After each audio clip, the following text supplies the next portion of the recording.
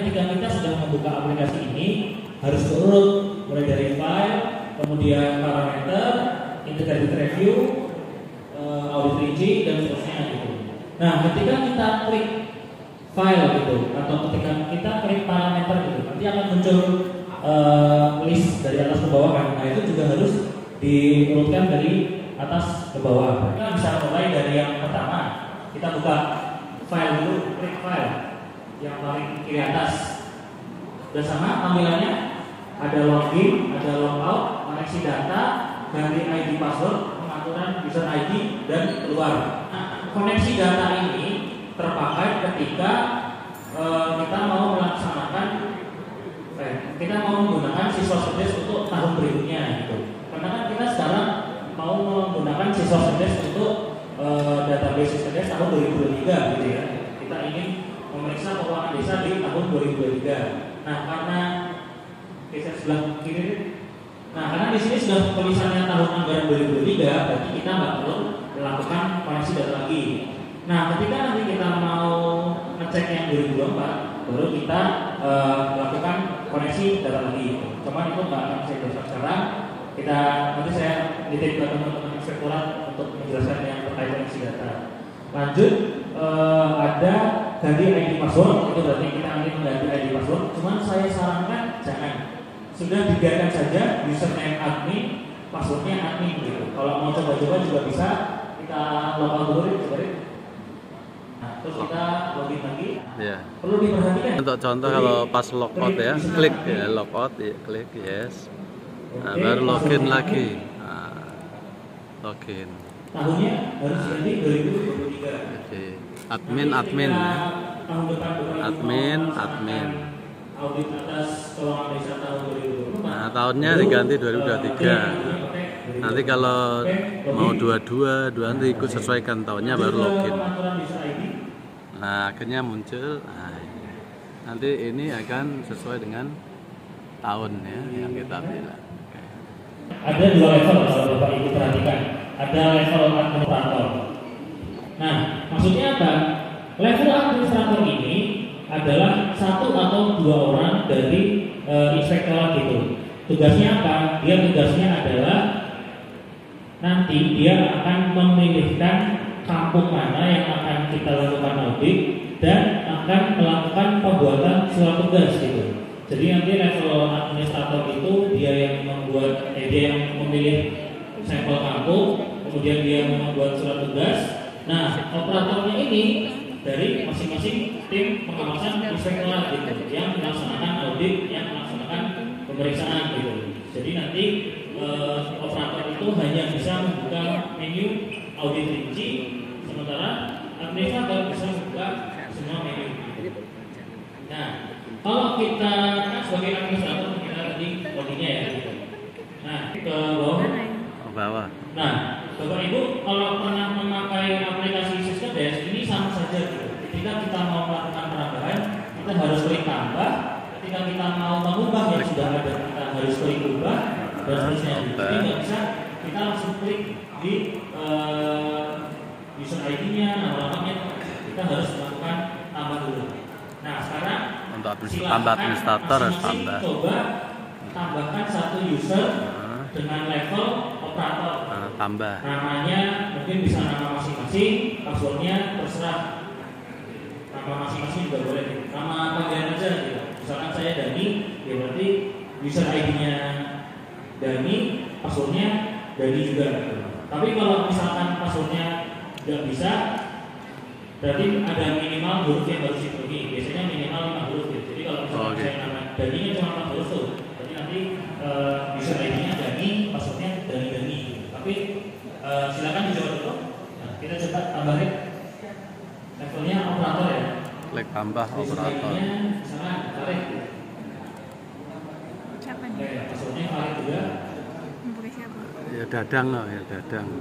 Nah, nanti baru passwordnya di Dadang. nama lengkap dituliskan siapa sih nama lengkap dari user ini gitu. Misalkan karena user ID-nya adalah Farid, nama lengkapnya Farid Dadang Hidayat. Nah, kalau Bapak Ibu perhatikan, ketika kita menambah user ID atau password, kan langsung hurufnya jadi aneh gitu. Nah, kalau klik centang yang sebelahnya. Ya, sebelah kanan. Klik. Nah, nanti baru Yang muncul kanan. user ID dan Itu passwordnya, kelihatan. gitu. Nah, kelihatan. Oke, ketika sudah kita klik level Operator. Karena kita sebagai administrator menambah. Nanti keterangan ini bebas. Yang akan kita kasih surat tugas. Ini juga boleh, gitu. Misalkan di inspektorat ada 3 tim, gitu. Misalkan Tim 5. keterangannya asal anggota tim 1. Oh, anggota tim Ini ada simpan. anggota tim 5. Kita klik simpan. Anggota Oke, kita tim 5. sekarang dari Simpan. 3 user ada 1 user tambahan. Nah, itu sudah tambahan. Kalau di saya namanya berasal. Nah, ada yang sudah selesai atau ada yang username atau password yang lainnya. Kita bisa klik yang kotak kecil itu tadi, user ID yang lain gitu. Misalkan di atas kita Dadang tadi. Nah, user ID-nya user baru, password user baru, segala macam gitu. Kalau Dadang. Nah, user ID-nya adalah Tinggal klik di situ untuk melihat password, Jadi username, password. fungsinya kotak kecil itu untuk melihat apa sih user dan password yang dipakai.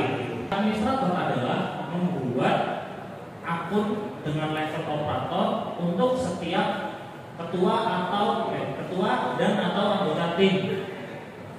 Jadi misalkan nanti kita mau kan ada 14 akun ya Bapak ya, ada 14 akun. Misalkan kita sampling hanya 6 gitu, misalkan gitu. Nah dari 6 ini yang turun ada 2 tim, masing-masing tim 3 kartu.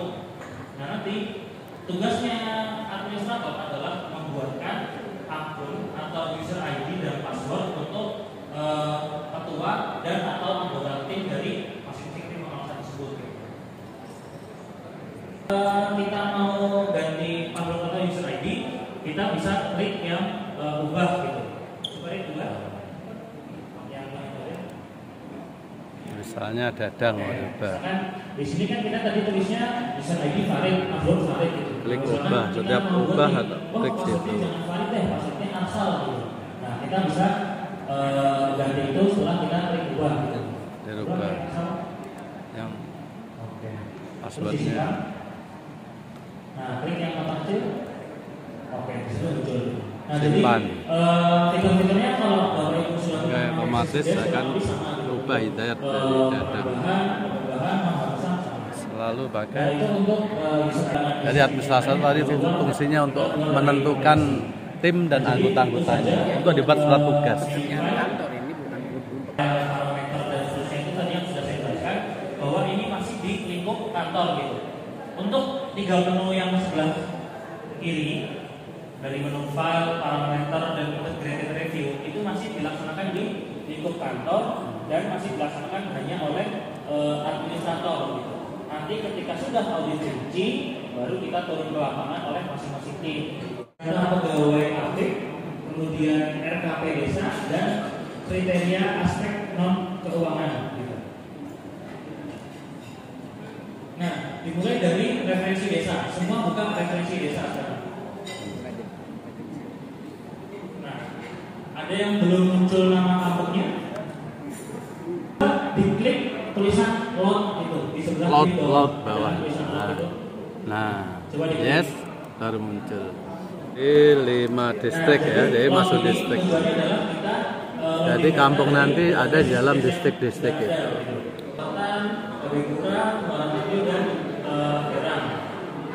Nah, kalau mau lihat desanya, Kafri ada kampung Indros dan ada kampung Koyangoso. Oh ya. Nah itu juga bisa dilihat di distrik yang lain, gitu ya. Oke, kalau sudah tutup ya. Nah, kita lanjut ke submenu selanjutnya, masih di parameter. Kita klik data pegawai aktif. Nah, ada yang kosong atau ada yang sudah terisi? Kosong semua ya. Nah, di sini tidak ada menu load. Tugasnya administrator ya, orang kantor. Nah, tidak ada menu load. Kenapa? Karena di sistem desk kampung itu tidak memasukkan data pegawai aktif. Nah, ini nanti yang menjadi salah satu tugas dari administrator. Apa itu? Menambahkan pegawai aktif. Mulai dari misalkan dari inspektur, kemudian turun sampai level pengendali teknis, ketua tim, ada dua cara yang dapat dilakukan. Cara pertama adalah dilakukan penambahan secara manual. Penambahan secara manual berarti gimana? Kita klik tambah, kemudian klik nama gitu. Misalkan namanya Rit, Lari Nasal. NIP-nya 11111 terus. Nah, ini sambil dicoba Bapak Ibu ya. Bapak Ibu coba tambahkan nama Bapak Ibu. Coba Pak Inspektur. Pangkat dan golongan sampai contoh Pak.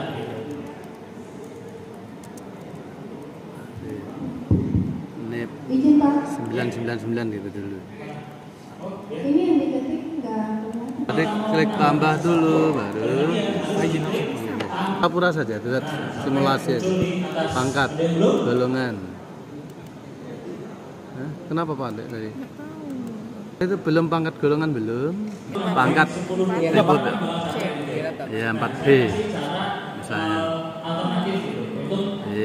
Jabatan inspektur. Kita klik tulisan ekspor di sebelah kiri. Simpan. Itu kalau nambah satu. Oke ya. Sekarang kalau dari anu ekspor. Dari ekspor bukan satu-satu. Ini kalau ekspor nama. Data pegawai HP adalah melalui Excel. Nah, tapi kita kan nggak punya format Excel-nya, gitu ya. Jadi kita harus dapetin formatnya. Caranya gimana? Adalah dengan klik tombol ekspor yang warna hijau. Coba masing-masing klik tombol ekspornya dulu. Klik dulu ekspor. Nah, sampai muncul tulisan seperti ini. Ada yang belum muncul? Sudah? Sudah. Kita klik yes dan oke. Nah, biasanya nanti kalau nggak muncul otomatis kayak saya, muncul kuning-kuning kayak gini. Kalau yang sudah muncul otomatis berarti nggak apa, bagus. Di zoom in. Nah, nanti muncul kolom atau Excel. Formatnya adalah nomor, nama, NIP, pangkat atau golongan, dan jabatan. Nah, nanti dari segi itu kalau mau menambahkan bisa tinggal diketik manual saja. Misalnya nomor 2 namaku. Ya, NIP-nya sama. Dadang. Sama-sama nih di bawah. Ya, NIP Pak, NIP pinten Pak? 19. NIP Pak. NIP piro? Inilah operator yang membantu kita. NIP Pak ya. 1967 06 Nah, 12 ketika sudah 12 tambahin aja ya, sebelum tadi. 1995 5 03 1008. Pangkat. Dikasih koma depannya. Dikasih apa? Ke atas, koma atas, apostrof. gini. Nah, terus Bapak Untuk menulis NIP ini harus pakai spasi ya, gitu, sesuai format yang sudah tertera di aplikasi tadi. Gitu. Nah, kita coba dulu buat misalkan 4 pegawai ya, Ibu, terserah gitu. Mau sesuai dengan yang di depan atau mau sembarang aja biar cepet. Sembarang. Sebetulnya bebas gitu. Kita buat 4 nama. Tapi namanya betul Nur Hadi. Enggak nomor itu. Oh, Yang iya. belum sampai Excel. Dibuat 4 untuk contoh. Jadi untuk contoh saja ada inspektur, ada pengendali teknis, ada ketua tim dan anggota.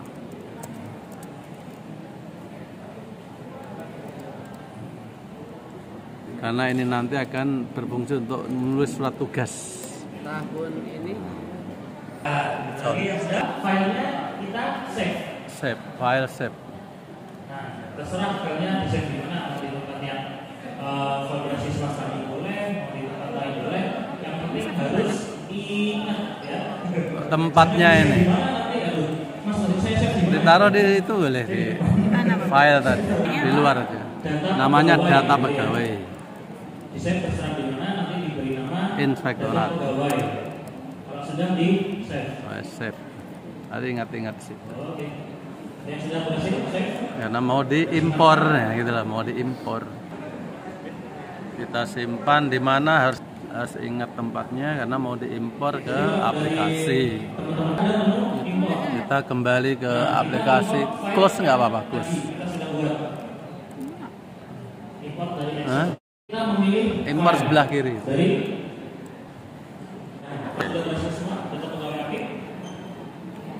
Ini kita masih agak panjang nih, ini masih data pegawai.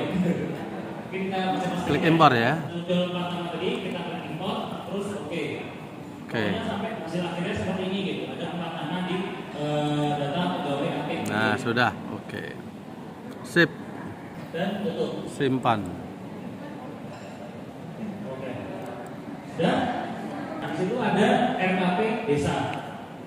RKP desa. Betul, RKP desa. Klik. Nah, ada yang sudah terisi atau masih kosong? Kosong. Diklik load. Jadi kita klik load. Sebelah kiri bawah itu ya, ada tulisan load gitu. Oke. Oke. Nah, nanti muncul 14 kartu yang ada di wilayah kota Jayapura. Penggunaan siswa sedih ini baru bisa dilakukan apabila kita sudah mendapatkan data kompilasi dari teman-teman DPRK dengan bentuk SQL gitu. Nah, karena kita sudah dapat, makanya kita sudah bisa langsung pakai gitu. Jadi memang berurutan gitu. Teman-teman di kampung selesai penggunaan siswa-siswa, Masih di parameter ya. DPRK kompilasi, kemudian diberikan ke inspektorat gitu. Nanti inspektorat baru bisa melakukan audit rinci gitu. Kiri ini ada tanggal silakan ada sorry atas. Nah, ada tanggal RKP desa. Nah, seperti yang sudah dijelaskan Pak Saiful sebelumnya, bahwa kita ini melakukan pengujian dengan berbasis risiko ya, atau audit berbasis risiko gitu. Nah, salah satu risiko yang dinilai adalah ketepatan waktu dalam penyusunan RKP desa. Karena di sistem DES belum mengakomodir tanggal penyusunan RKP desa, makanya tanggalnya tidak muncul gitu. Ini teman-teman inspektorat harus berkoordinasi dengan teman-teman di DPRK untuk mengetahui tanggal berapa mereka penyusunan RKP desanya. Diisi secara manual ya? Nah, nanti kalau sudah dapat, kita isi secara manual sama seperti data pegawai aktif tadi. Diekspor dulu, kemudian dikeluarkan dulu. Impor. Nah, gitu. Atau kalau mau lewat aplikasi juga bisa. Caranya adalah dengan klik ubah. Ubah. Nah, ubah, terus baru kita pilih tanggal. Klik Caranya tanggal. gimana? Itu ada yang garis miring 2 tuh di atas tombol tutup. Nah, itu kita klik. Oke, di situ ya di bawah ya. Tahunnya itu diganti. 22. Nah, kalau mau cara manual lewat aplikasi 22 Desember. itu. Tapi kalau mau pakai data pegawai aktif tadi juga bisa. Caranya di ekspor dulu ya. Misalnya 22 Desember apa? Ya tanggal terakhir misalnya. Di ekspor dulu. Ini sesuai keterangan dari kampung tadi ya, kapan Ya, ditetapkan. Jadi kalau kita sudah koordinasi dengan DPRK, kita dapatkan Contoh aja coba. informasinya gitu. Pak, ini tanggal RKP desa tanggal berapa ya gitu. Oh, tanggal 25 Oktober Mas atau tanggal 30 September Mas. Nah, itu nanti kita rekap, kita nanti tulis lewat Excel gitu. Itu Kita buka Excelnya nih. tadi ya. Jadi di ekspor tadi jadi Excel, nanti bisa di secara manual baru diimpor lagi. Jadi ini bisa di ekspor dulu ke Excel, kita ganti tanggal-tanggalnya sesuai dengan keterangan dari kampung atau di PMK, baru Excelnya nanti kita impor lewat sini. Nah, nanti akan otomatis tanggal. Nah, ini kalau keluar aplikasi, tapi kalau di aplikasi dengan klik kampung itu dan ubah. Sisain yang 2 paling bawah. Seperti itu. Ini hasil yang tadi lewat aplikasi dengan nanti kampung-kampung yang lain sama seperti itu. Oh, digeser dulu C, nah itu ya. Jadi nanti kalau tanggalnya taruh di setelah. Ini kalau melalui Excel ya, dari impor. Ke ekspor ke Excel. Nah, kita baru simpan. Simpan di mana tadi sama. Data tanggal RKP. Nah, ya. Data tanggal RKP. Wes. Nah, aplikasi. impor. Jadi di aplikasi Siswaskedes itu ada fitur yang tanggal. ada menu RKPDS ini. Nah, bisa diklik tanda tanya impor. Oke. Kita lihat di aplikasi. Tutup. Nah, sudah ada lengkap. Waktu penetapan RKPDS, Enak lewat Excel. Menguji tahun anggaran desa di 2023, maka tanggal penetapan RKPDS-nya maksimal 30 September 2022 gitu.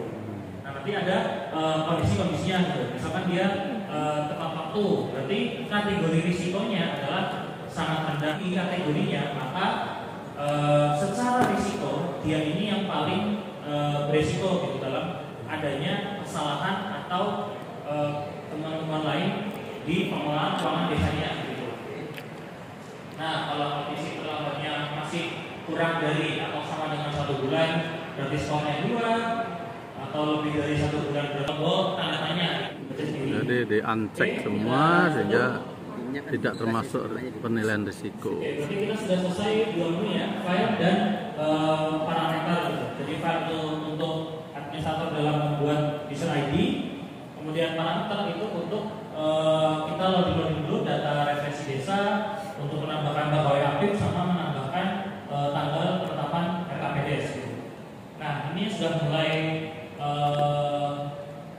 menjadi tugas administrator di integrated review. Di close-nya ada di sebelah kanan atas. Jadi kita lihat ya, mulai dari Kampung Kayo Batu, Tahua Sorawa, Tahua Sorawa sampai Waina, itu ada sebelah BOP dan total belanja. Sebelah kanan kan persentase kita lihat. Nah, di sini kita lihat bahwa persentasenya masih sangat rendah semua. Berarti semuanya mematuhi aturan dari PP nomor 11 tahun 2019 tentang belanja operasional gitu. Meskipun persentasenya variatif gitu. Ada yang 10%, ada yang 22% gitu. Tapi masih di bawah 30% semua. Oke, sudah tutup. Silpa akhir tahun. Nah, ini juga sama, kalau masih kosong kita load dulu. Load. Oke. Nah, di sini dari 14 kampung ternyata masih ada 2 kampung yang ada silpanya gitu. Itu di Kampung Tobati dan Kampung Toya Tengah. Dengan persentase 2% dan 0,03%. Kita lihat kategorinya. Kategori tanda tanya. Perbandingan jumlah silpa tahun lalu terhadap jumlah APBDes akhir tahun. Semakin kecil silpa tahun lalu, berarti realisasi anggaran semakin wajar gitu.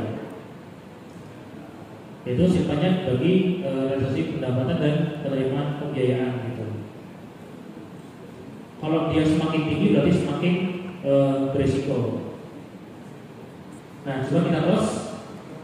Terus X.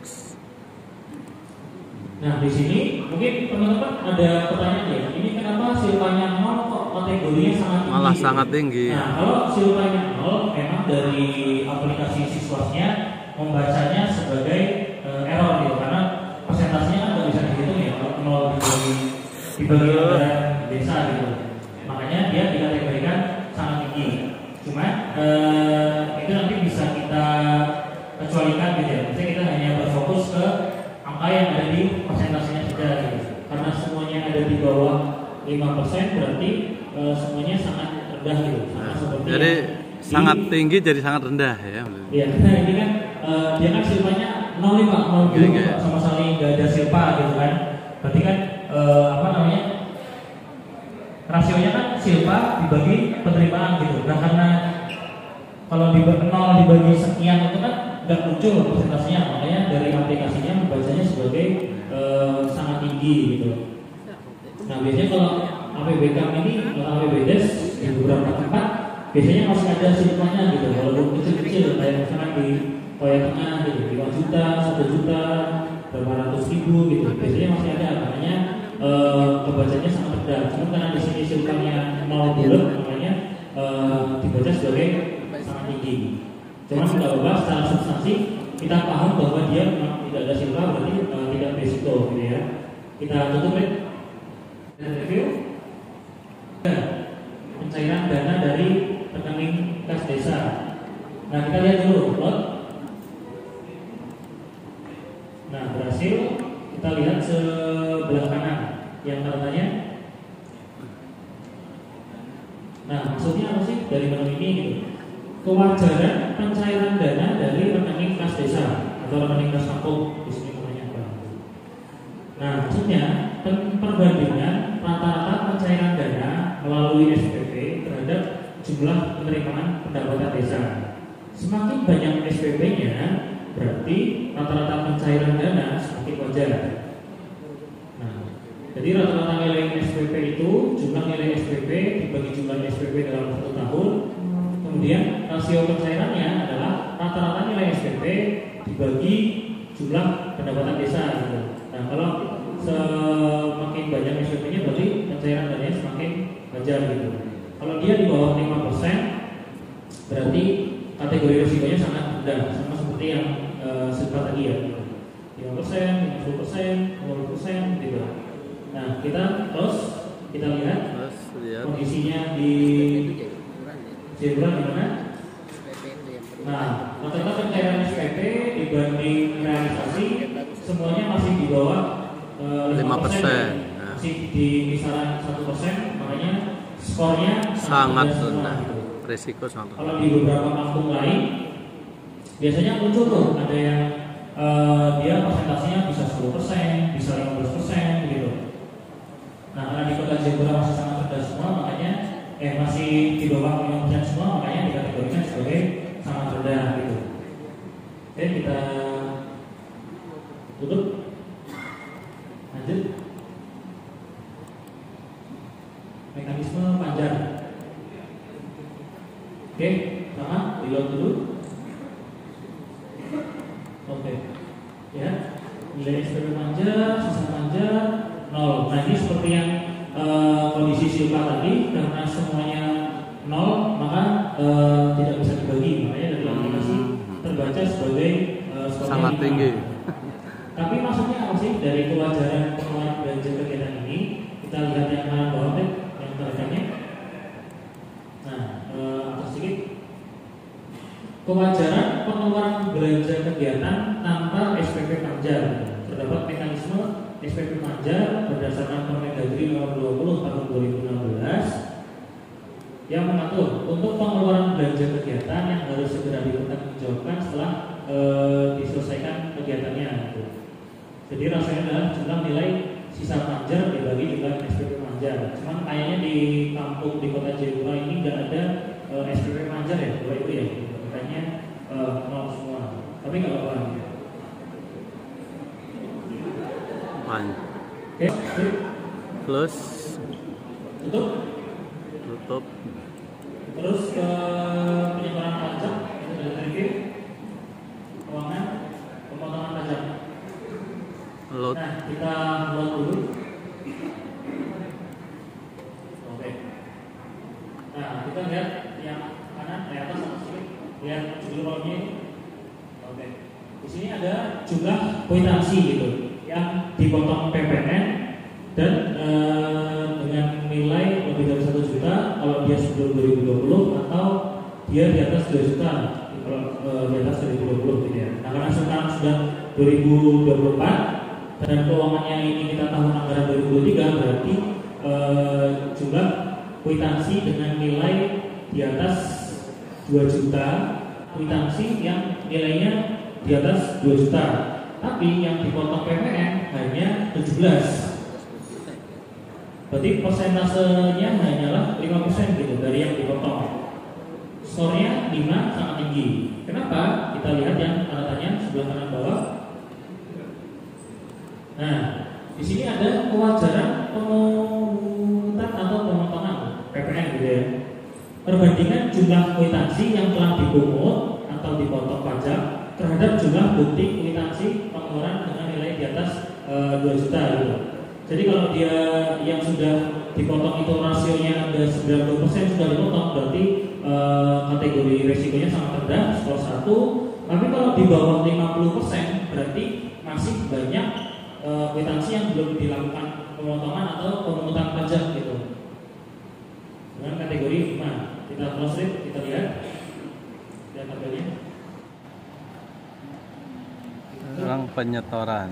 Load. Kita penyetoran. Nah, ini yang terakhir. Oke. Di load. Lihat judul formnya. Nah, ini tadi dari yang sebelumnya ya, kita sudah melakukan pemotongan pajak. Nah, dari yang dipotong itu berapa sih yang disetor gitu? Jadi misalkan yang dipotong pajak nih di Kampung Tobati, kita lihat ada 28 kwitansi yang dipotong pajak gitu. Nah, ternyata yang disetor itu hanya 6. Nah, dua-duanya mana nih? Kita jadi pertanyaan. Misalkan juga di Kampung Sukomabo yang dipotong pajak ada 40, yang disetor hanya 10. Nah, 30-nya mana nih gitu? Misalkan nanti dari teman kampung, oh Pak, ini sebenarnya sudah kita setor tapi belum kita ikut di Sedes. Itu berarti nanti dijelaskan ketika melaksanakan audit rinci. Tapi secara sederhana gitu ya. Nah, yang jadi pertanyaan kan kayak yang di bawah ini gitu. Pemerintah Kampung Egros yang dipotong 6, yang disetor 26. Lah ini nyetor punya kampung siapa gitu kan? Gitu. Apakah nyetor punya Kampung Tobati? Kita nggak tahu gitu. Makanya disitu nggak muncul skornya gitu ya. Oh gitu, betul. Yang di Kampung Tahima Sorang dengan Nafi juga sama. Harusnya 6 tapi yang setor 26. Nah, ini dia masalah. Gitu. Kita motong pajak 5 juta, kok nyetornya 10 juta. Jadi 5 jutanya maunya siapa? Mau kepala kampungnya? Mau infak? Gitu ya. Jadi kalau skornya semakin rendah, berarti dia semakin berisiko gitu ya, semakin tidak berisiko gitu. Sementara kalau persentasenya semakin rendah, jadi dia semakin berisiko. Oke, tutup. Nah, aspek keuangan kita udah selesai nih, kita udah sekarang non keuangan. Jadi masing-masing dari mulai apa BOP, Silpa, RKP, RKPD segala macam gitu. Nah, sekarang kita lihat dari aspek non keuangan gitu. Ada dua yang wajib kita lihat ya, dari waktu penetapan APBDes dan waktu penetapan RKPDes gitu. Kita lihat yang APBDes dulu. Load. Kita load. Oke. Nah, di situ ada ya misalnya ya APB desa, APBK. Anggaran belanjanya sekian M, tanggalnya ditetapkan tanggal 22, ada yang tanggal 30, ada yang tanggal 24 gitu. Nah, padahal di aturannya kita lihat yang tanda tanya di bawah. Tanda tanya. Tandanya. Nah, penetapan APB desa paling lambat tanggal 31 Desember pada tahun anggaran sebelumnya. Jadi kalau tahun anggaran 2023 paling lambat tanggal 31 Desember tahun 2022. Nah, kita lihat kalau di kampung-kampung zebra coba di close. Di close dulu. Nah, kita lihat nih, Kampung Tobati dia menetapkannya tanggal 22 Juni 2023. Nah, udah berjalan setengah tahun dia baru menetapkan APB desa gitu. Sementara kayak misalkan yang di Hoteka di bawah gitu, dia tanggal 27 Januari gitu. Dia terlambat hampir sebulan sehingga kategorinya masih terbilang rendah gitu. Tapi yang di atas itu yang sudah hampir setahun malah ini ya, kampung sekolah saya ini tanggal 30 November dia baru ditetapkan itu sehingga terdeteksi sebagai sangat tinggi karena kan udah mau selesai tahun anggaran tapi baru bikin tahun anggaran gitu. Iya. Nah, oke, kita tutup yang terakhir yang pertama RKP desa. Nah, tadi kan kita sudah load dia di parameter gitu. Nah, kita mau bagi Keuangan ya, load. Nah, ini nanti baru muncul skornya gitu. Penetapan RKP. Nah, tadi kayak misalkan kita kan bikin contoh ya, yang Lampung Yoka sama Waina, karena tadi kan itu masih kosong ya. Kita buat contoh dulu. Kalau misalkan dia tepat waktu itu hasilnya seperti apa, skornya 1. Sementara kalau dia penetapannya telat, misalkan tanggal 31 Desember, itu berarti skala risikonya masih 4 gitu. Nah, ini nanti yang tadi tanggalnya kita isi jadi. Oh gitu. Nah. Tanggal berapa sih Pak, Bu, penetapan RKPDes-nya gitu, RKPK-nya gitu. Nanti tinggal disesuaikan lagi gitu. Nah, kita lanjut ke rekapitulasi skor risiko. Rekapitulasi skor risiko. Di sini nanti muncul ya itu aspek keuangan dengan aspek non keuangan. Biasa seperti itu. Nah, ini kenapa muncul abu-abu? Karena tadi kalau Bapak Ibu ingat di tools kita udah sempat yang Uncheck tadi itu ya, yang 5 biji. Nah, makanya yang SDM desa, geografis itu enggak kita pertimbangkan lagi gitu. Jadi yang kita pertimbangkan hanyalah aspek keuangan dan 2 aspek keuangan. Nah, IR1, IR2 ini apa? Kita bisa lihat di sebelah bawah, sebelah kiri. Nah, IR1 misalkan proporsi belanja, IR2 silpa akhir tahun, IR3 pencairan dana, mekanisme pajak dan pemotongan pajak gitu ya. Nah, kalau aspek keuangan IR7 misalkan penetapan APBD dan RKP desa gitu. Nah, kita lihat nih tanda tanyanya yang biru, tanda tanya biru. Jadi fitur tanda tanya biru ini kalau misalkan Bapak Ibu bingung pencet aja gitu. Ini enggak ngaruh apa-apa, hanya untuk penjelasan gitu. Nah, di sini ada penjelasan ya. Klasifikasi skor risiko, yaitu dari aspek keuangan ditambah aspek non keuangan. Aspek keuangan itu jumlah skor risiko dibagi skor risiko maksimum. Aspek non keuangan itu skor risiko dibagi skor risiko maksimum gitu.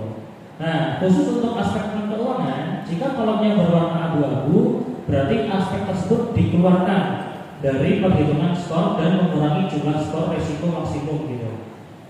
Nah, tadi kan sudah ya, kita sudah setting di aspek non keuangan. Oke, di close penjelasannya. Nah, kita lihat di sini dari yang skor yang paling tinggi ada di Baina sama Yoka di skor 44 dan 40, sementara skor yang rendah di totalnya ya. Nah, yang total aja deh. Nah, totalnya dari 72, sementara yang paling bawah ada di 46 gitu. Kayu Batu, Tahil Utama sama Dia Tengah. Saya melakukan penyusunan daftar resikonya, maksudnya mana kampung yang sangat berisiko terjadi kesalahan dalam pengelolaan keuangan desa, sama yang paling tidak berisiko. Nah, yang atas fix duit.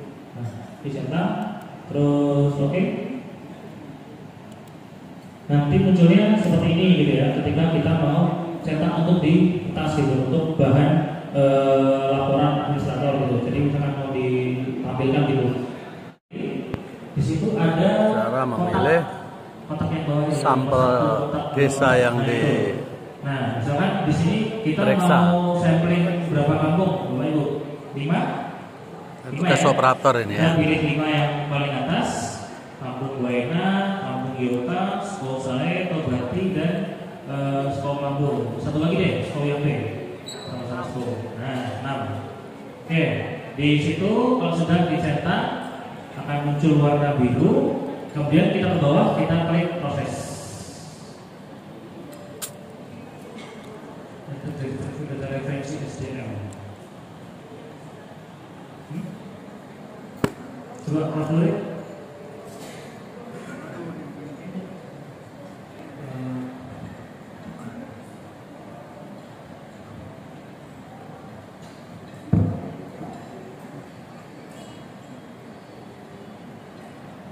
Masih masalah, dicari jalan keluarnya. Kembali ke aspek non keuangan, kita load dulu aja 5 ini SDM perangkat desa sampai aspek non keuangan lainnya. Dibuka, bilang gitu aja. Yang penting sampai. Jadi ternyata masalah tadi harus di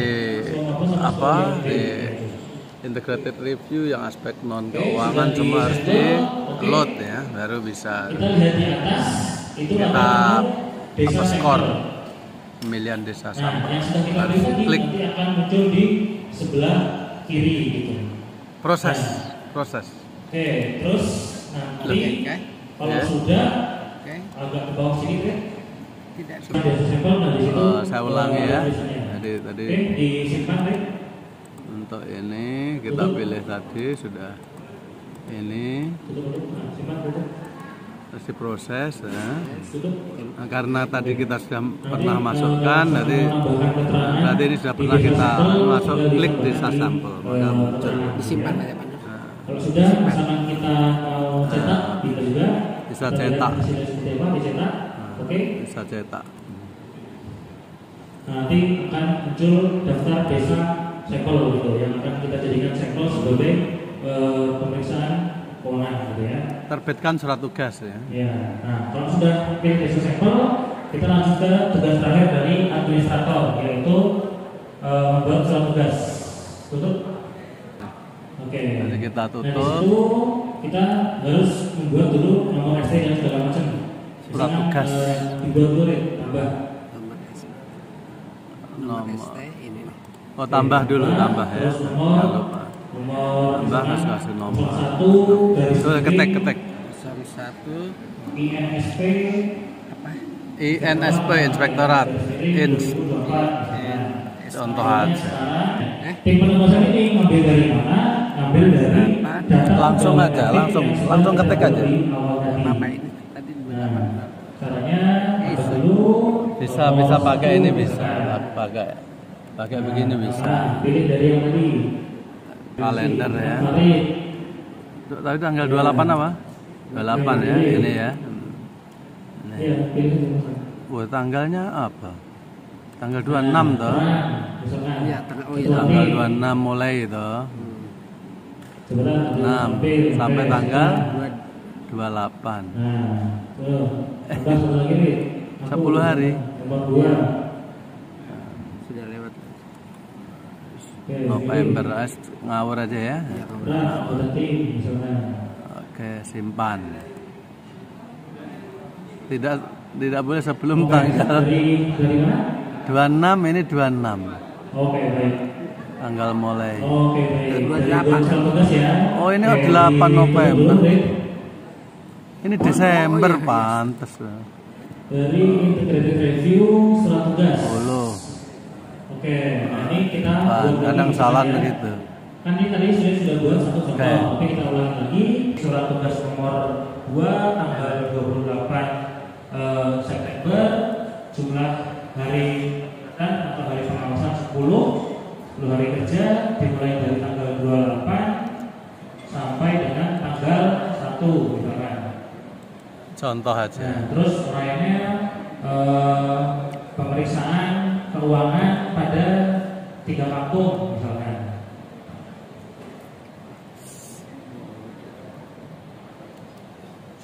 Oke, simpan.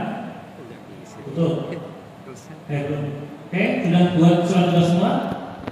Sudah? Kita lanjut ke Aku tim nggak bisa penugasan.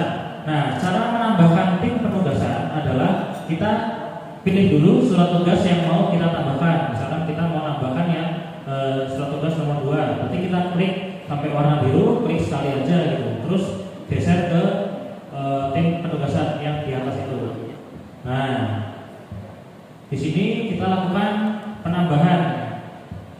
Misalkan nambah nomor 1 nama Monica misalkan. Oke, pilih. Nah, kita nambahkan nama ini dari mana? Ada yang masih ingat? Dari data pegawai AP. Oke, betul. Nah, kita tinggal tambahkan perannya aja. Misalkan perannya adalah ketua tim. Oke, simpan. Oke, tambahkan satu lagi anggota timnya.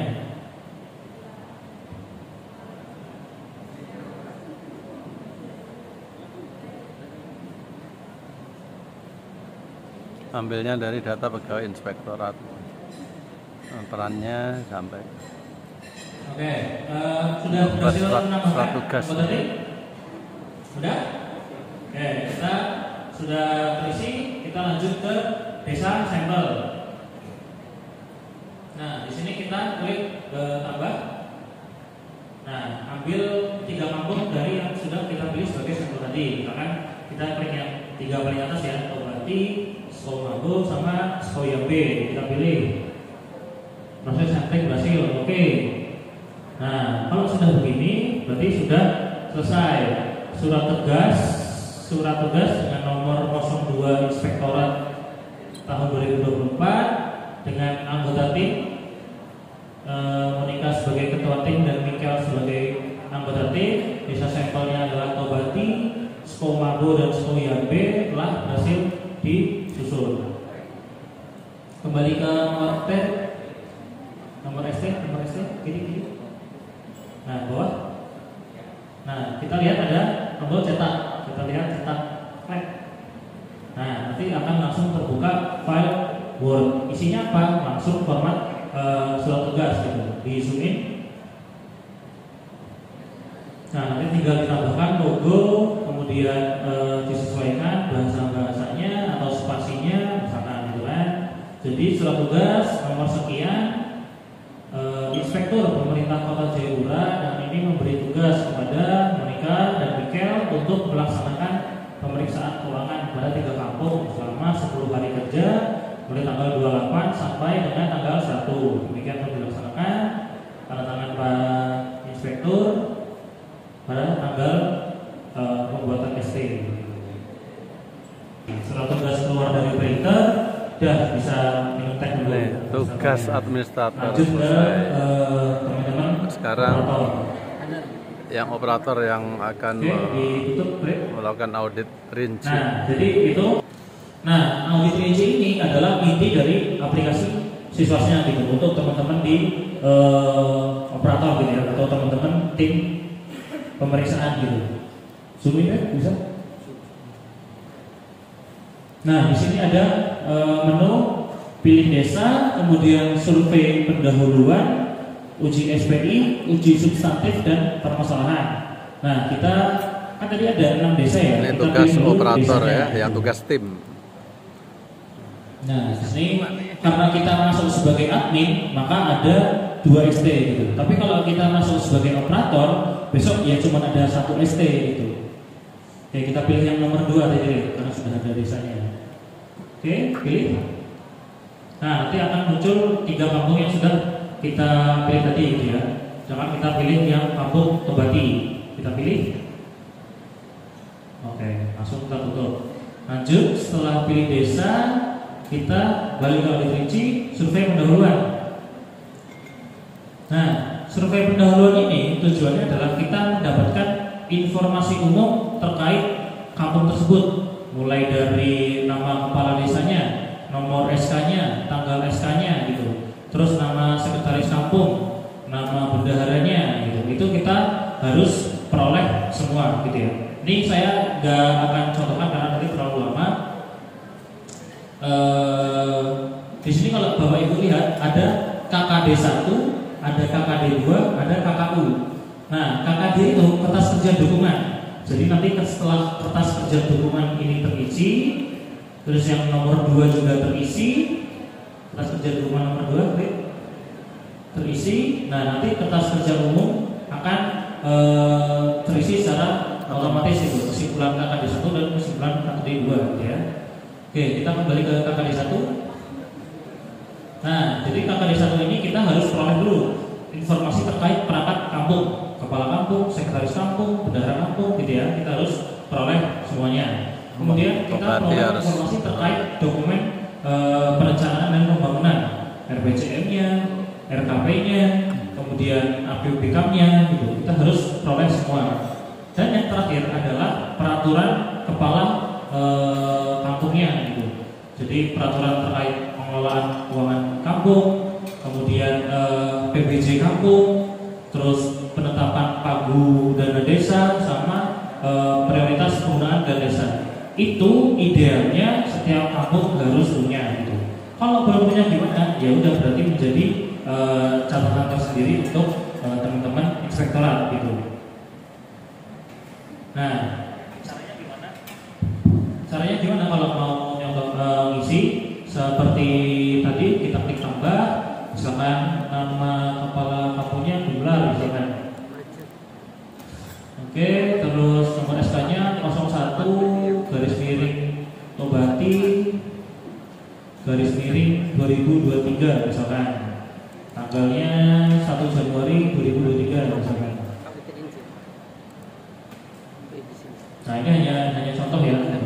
2 dan 2. Nah, oke, simpan, bawa simpan, langsung disimpan dulu. Oke, nah nanti hasilnya seperti ini. Nah, kalau mau lihat hasilnya kertas kerjanya seperti apa, kita klik cetak. Nah, nanti akan muncul formatnya seperti ini gitu. Jadi kertas kerja dukungan, gambaran umum pemerintah kampung Tobati, informasi umumnya seperti yang dijelaskan, perangkat desa sekian gitu. Jadi nanti ini nggak usah diisi manual, tapi diisi lewat aplikasi aja gitu ya. Oke, kembali ke siswas.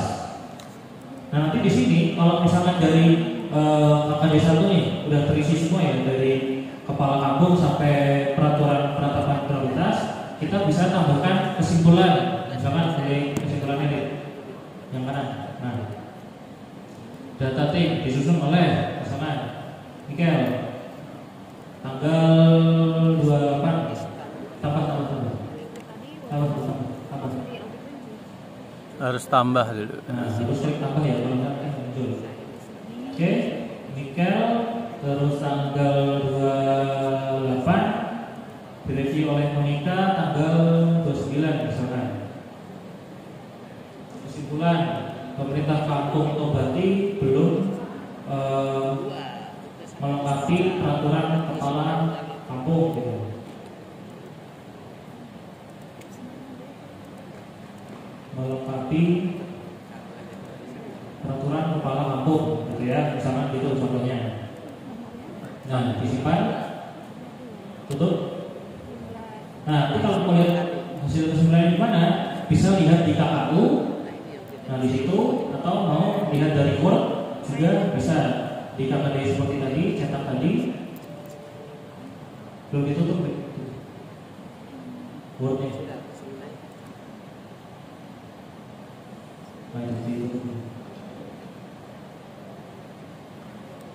Nah, muncul seperti tadi.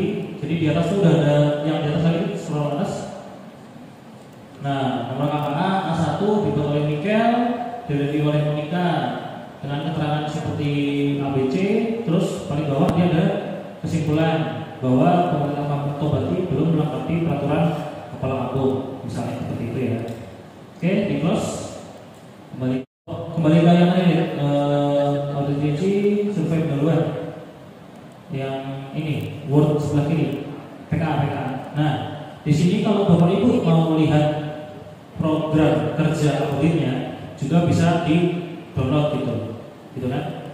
Nah, ini ada program kerjanya dengan tujuan mendapatkan informasi awal dan informasi lainnya, langkah kerjanya dan gitu. Saya nggak tahu kalau proses audit di Inspektorat Kota gimana, cuman kemarin sempat di beberapa daerah, misalkan seperti Timika, Merauke gitu ya, itu mereka memang sempat minta Pak, ini ada PKA dan kertas kerjanya enggak? Oh ada Bu, jadi kita bisa berikan file template ini gitu, jadi nanti tinggal diisi manual oleh teman-teman Inspektorat gitu. Nanti mungkin kalau teman-teman kota butuh PKA juga bisa di download dari aplikasi gitu ya. Oke, di close. Diisi manual ya? Iya, diisi manual. Atas kerjanya bisa diisi lewat aplikasi, tapi kalau program kerjanya diisi manual. Oke, kita ke KKU. Nah, nanti dari kesimpulan KKD 1 dan kesimpulan KKD 2 itu bisa dilakukan penyusunan kesimpulan utama gitu. Misalkan bahwa pemerintah kampung Tobati belum menyusun peraturan kepala kampung misalnya gitu ya. Nanti setelah dari KKD 1 dan KKD 2 gitu.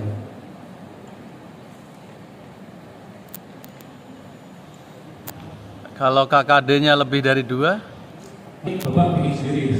Yang dikasih cuma 2 untuk gitu ya. survei pendahuluan. Nah, jadi apa yang ada di aplikasi ya udah itu aja. Tapi kalau misalkan mau ditambah sendiri juga boleh. Gitu. Tutup. Ini. Lanjut ke audit yang sudah itu operasi. kiri. Oh ada. Oh, itu gampang. Perencanaan.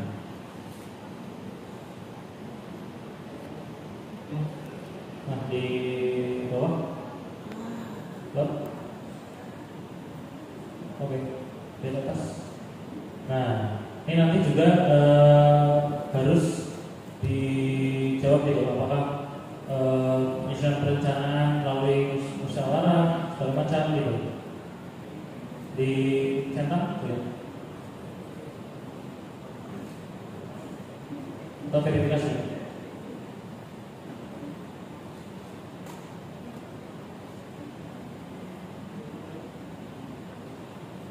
Nah, sifat. Nah, nanti akan muncul centang keterangannya sudah dilaksanakan melalui musyawarah dengan bukti dukung ABC misalkan gitu ya.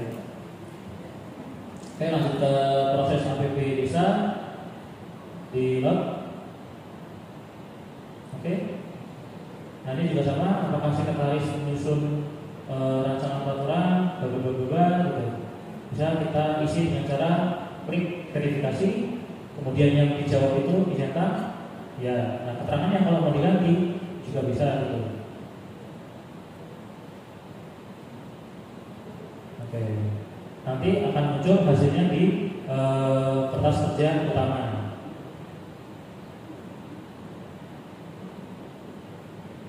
KKU.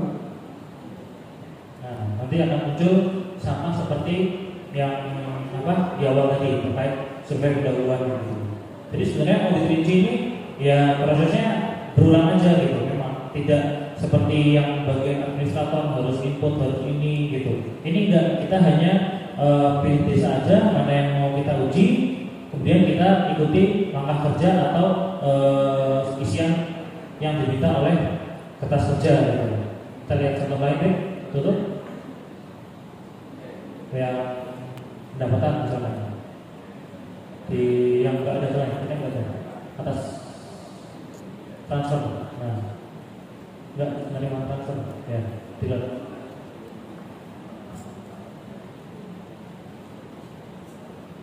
Nah, nomor bukti sekian, uraian telah diterima dari tahap 1, BLT triwulan 1 gitu. Terus disimpan. Nah, dipilih semuanya dipilih atau mau. Nah, ini pilih ini kita mau melakukan sampling ya, misalkan dari sekian banyak bukti penerimaan transfer dari 25 mana yang mau kita pilih gitu. Misalkan kita pilih 2 paling atas ya, BLT sama DD tahap 1 misalkan ya. Oke, dipilih. Oke, proses sampling berhasil. Kemudian lihat di atas. Nah, nanti akan ada verifikasi gitu. Bahwa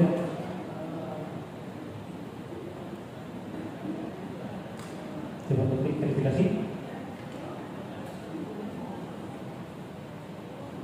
Drop down kemana?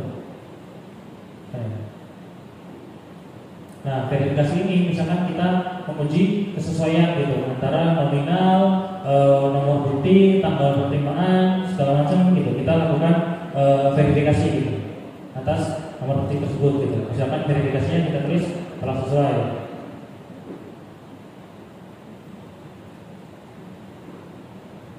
Simpan.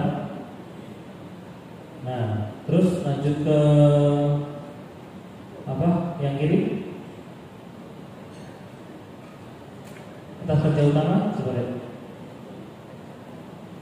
Nah, ini juga sama, nanti akan ada muncul kesimpulan dari hasil pengujian kita. Jadi audit rinci ini memang sederhana, hanya saja berulang dan memang banyak gitu. Tapi ada memang tugas tim hanya sebatas itu saja, melihat program kerja audit, melihat kertas kerja audit, kemudian melakukan pemeriksaan, dan terakhir ada di penyusunan laporan gitu. Nah, oke, kita tutup. Kembali, tutup lagi, tutup paling bawah, kiri atas. Nah, tutup. Lanjut ke audit rinci permasalahan. Nah, ada temuan dan hal lainnya. Temuan atau hal lainnya ini didapat apabila dari hasil pengujian kita terhadap survei pendahuluan, terhadap uji SPI, terhadap uji substantif itu ada temuan-temuan atau hal lainnya. Nah, nanti biasanya ada menu di masing-masing audit itu untuk melakukan penginputan atas temuan atau hal lainnya gitu ya. Kita lihat isinya seperti apa temuan. Ini kita belum isi temuan ya, jadi tidak ada isinya gitu. Nanti kalau sudah diisi akan muncul misalkan daftar temuan, terus penyebabnya apa, sarannya apa, dan tindak lanjutnya apa gitu. Ini nanti dibuat secara manual, maksudnya diketik lewat aplikasi gitu. Di bawah ini juga. Nah, nanti kalau mau itu tinggal ditambahkan misalkan nomor 001 atau berapa lah.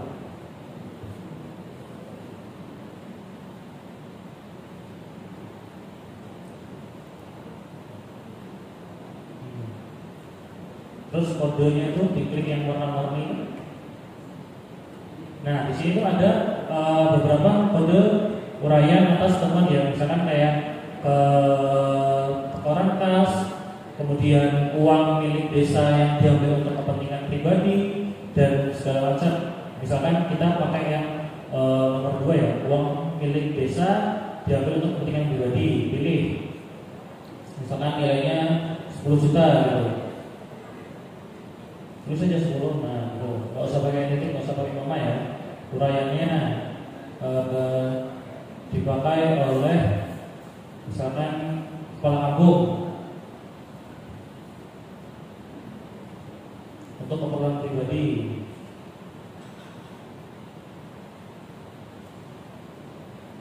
Nah, disimpan. Nanti akan muncul seperti ini gitu. Nah, itu nanti kalau misalkan ada temuan-temuan lain juga bisa ditambahkan secara manual di sini atau melalui menu-menu yang audit rinci tadi, survei pendahuluan, uji SPI, kemudian substantif gitu. Nah, kalau mau lihat hasilnya seperti apa, kita cetak dulu. Nah, nanti akan muncul bentuknya tabel seperti ini ya. Jadi di zoom in nama desa atau ini Pemerintah Kampung Tobati, kecamatan atau distrik Jayapura Selatan, temuannya nomor 1 ini, kenapa bisa ada temuan itu, nanti diberikan saran atau rekomendasi dan dipantau tindak lanjutnya gitu. Apakah sudah, misalkan kalau ini kan pengembalian gitu ya, misalkan rekomendasinya, kita apakah sudah dikembalikan atau belum gitu. Oke, kita terus. Tutup. Nah, jadi menu audit rinci kurang lebih seperti itu. Jadi hanya berulang aja. Mungkin nanti Bapak Ibu bisa coba-coba sendiri untuk masing-masing menu dengan database yang sudah ada. Nanti sambil sebenarnya itu sudah bisa dipakai untuk pengujian. Cuman nanti kalau ada yang masih bisa saya pulihkan lagi. Saya akan beri ke Pak Erik misalkan atau ke Pak Nur. Nah, itu untuk yang audit rinci sudah selesai gitu ya. Kemudian terakhir kita ke pelaporan. Nah, di sini cuma ada satu menu yaitu hasil pemeriksaan. Oke, nah di sini pilih desa tadi yang Tobati ya. Nah, kita ambil yang draft laporan misalkan. Ya, review.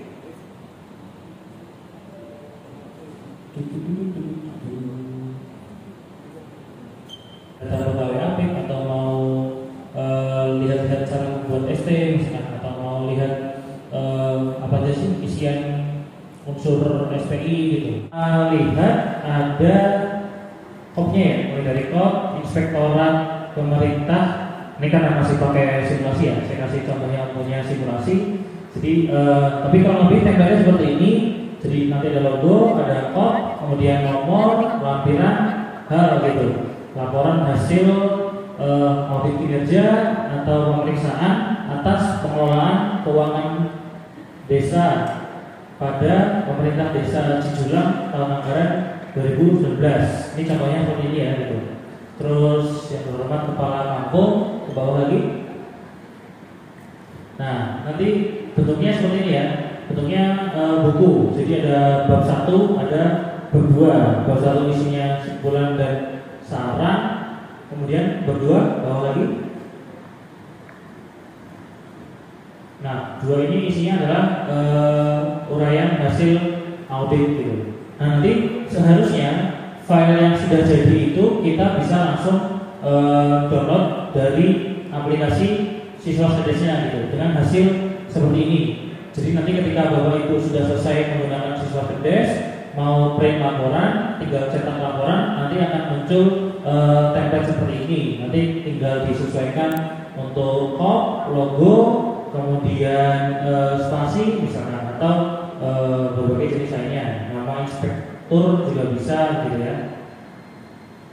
Nah, pokoknya hasil akhir dari siswa cerdas adalah laporan seperti ini. Cuman mohon maaf karena memang belum seluruhnya data kampung berhasil saya pulihkan, makanya tadi ada error pada data realisasi anggaran.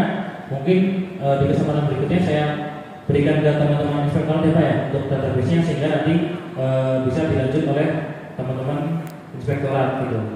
Nah, kurang lebih begitu untuk pemaparan siswa cerdas gitu. Jadi harapan saya pemaparan ini tidak berhenti sampai di sini. Maksudnya nanti ketika ada Bapak Ibu mau bertanya bisa juga baik melalui Pak Saiful atau melalui saya dan teman-teman di BPKP gitu. Jadi nggak harus membuat acara seperti ini. Nanti misalkan bisa aja lewat WA atau datang ke kantor juga nggak apa-apa. Insya Allah kantor kami terbuka terus sampai Jumat. Boleh tanya-tanya terkait siswa gitu. Bisa.